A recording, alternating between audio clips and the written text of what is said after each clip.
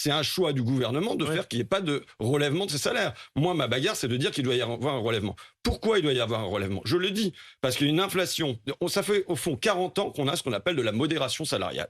Ça fait 40 ans qu'on refuse d'augmenter les salaires. Je vous l'ai dit, les travailleurs du bâtiment, ils sont maintenant quasiment embauchés au SMIC. De la même manière pour les éducateurs. Les profs, ils étaient embauchés à 2 fois le SMIC, c'est maintenant le SMIC tout court, presque 1,3 fois le SMIC. Donc il y a comme ça une érosion du salaire depuis 40 ans.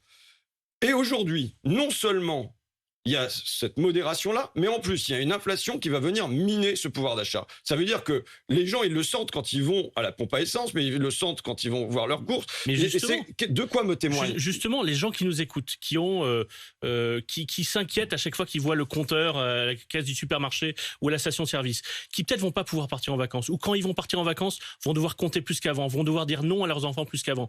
Cette prime, même si c'est seulement 500 €, c'est déjà ça met du beurre dans les épinards. Mais la prime, elle est là.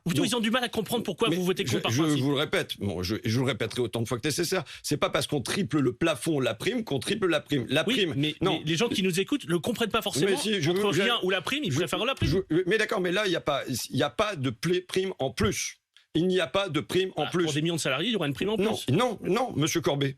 Monsieur Corbet, je vous demande maintenant le fact-checking. Vous savez, la VAR.